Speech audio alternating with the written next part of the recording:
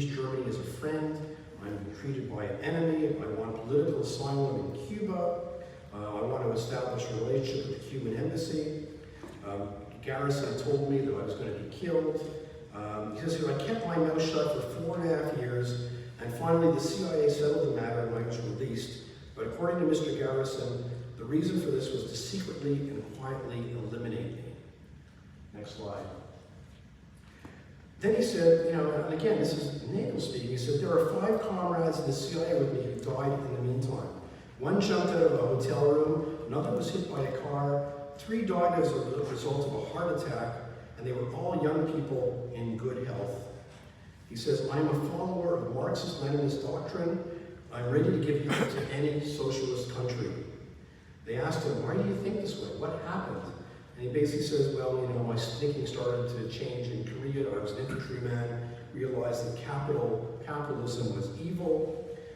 He says, let's say you're in the CIA and I'm your boss. I would instruct you to kill someone. I would give you a photograph and an address, and you'll be given the order to kill that person. And I'm not that kind of person. And one of the persons assigned to me was Litwin Oswald. Next question, next slide. He also claims that the CIA gave him a capsule to kill himself with poison. The CIA gave it to him for a special assignment. He said, maybe I would have used the capsule if I'd gone to West Berlin and had been caught there and tortured there. I don't know. So I would also like to point out that the CIA never sent me here after I was involved in the assassination of President Kennedy. You need to give the CIA more credit than that. They would have sent a much more qualified spy here. I specialize in the Far East and Latin America and not Europe. He said the people involved in the Kennedy assassination were Cuban exiles living in the USA, and they were all ex-CIA employees. They asked him if he would smash the cell again. He said, no, I won't do that anymore. That was childish. And he said basically when he was tortured in the United States when he was in prison, he said, I saw a man who they beat to death because he spilled his coffee on the floor. Next slide. Continued interrogation. He now says that he has 5 passports, and then he destroyed them. He says, how did he get those passports? He says, I still have friends at the CIA. They helped me. I was one of 10 CIA operatives who were in prison. He paid $2,000 for these passports. He also starts to spin this story about talking about going to Europe with talking to going to East Germany when he was in Switzerland, etc. It says here, I was clear I was in a pretty excited state. The CIA is not supposed to operate in Switzerland, but is there. I know they would have kidnapped me. Next slide. In the future, I will be prepared to disclose any information I have regarding U.S. intelligence or military matters.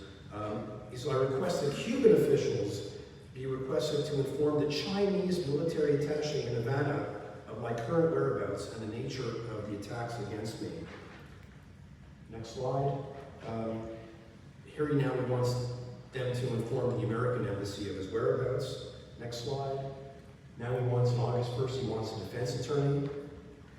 And basically tells them that he has negative feelings towards East Germany and the Soviet Union, but he likes the People's Republic of Cuba and the People's Republic of China. Next question. So in August, he was interrogated again, and he gave them more details of his military career. He gave them more stories of his work for the CIA in the early 60s in California. Everything was the CIA, and the CIA told him to go to Switzerland, etc., etc. Next slide. It all started in 1956, he says, and he met with someone at the Atomic Energy Commission who told him to work for the CIA, and he became an informant for the CIA, etc., etc. Then he became a labor investigator for the state of California, but of course he was really working for the CIA, and he had a special FBI ID card that would get him, enable him to gain access to bank records, etc. And then in June 1962, he said, I left the Alcohol Control Board. He worked for the Alcohol Control Board at the request of the CIA. Next slide. I'm going to go through this.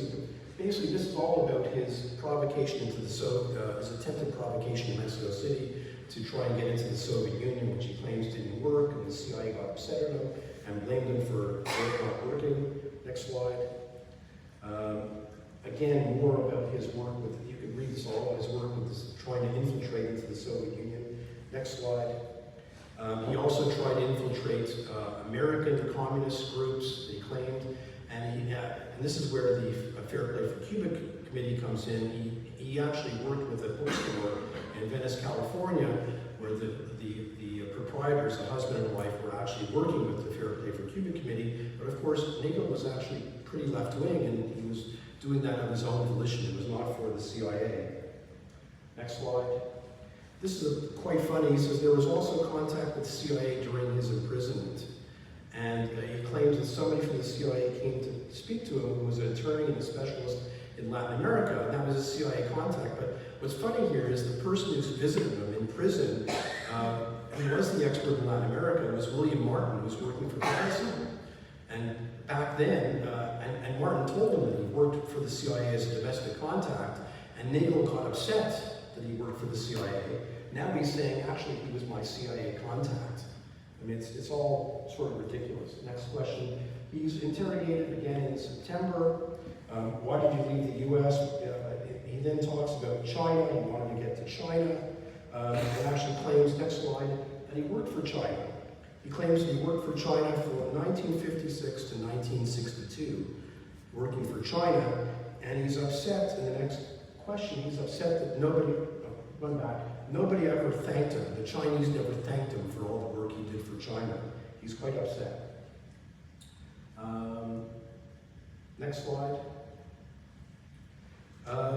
He continues in talking about the instructions from the CIA about going to Switzerland, etc., how the CIA is very afraid of Jim Garrison. Next slide.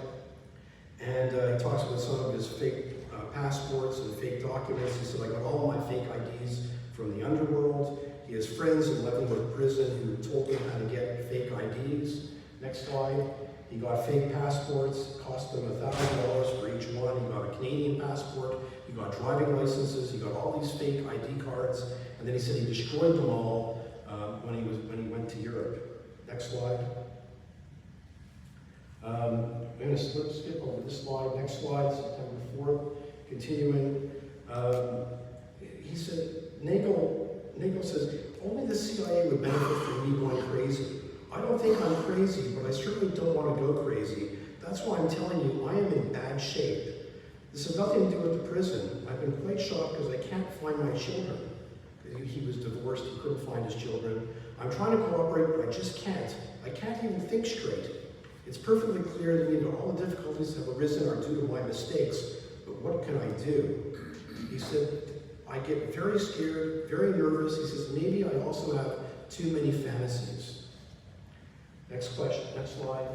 They extended the deadline of how long they would take to interrogate him because they realized they had more work to do. And next slide. This is a notice of their extension for Nagel. Next slide. There's actually a note in his file where they list all the conflicting statements that he made during interrogation. So he made a lot of conflicting statements, particularly anything to do with the CIA. Next slide. This was a note made by the Stasi. They said, quote, there were other topics in which Nagel was not prepared to make truthful statements, which repeatedly gave him cause for provocation, insults, and other impertinences to the interrogators. That was his collaboration with the CIA, his connection to China, the provocation carried out against the Soviet embassy in Mexico City, and his knowledge of connections to the murder of John F. Kennedy. For those 4 areas, they found Nagel was not telling the truth.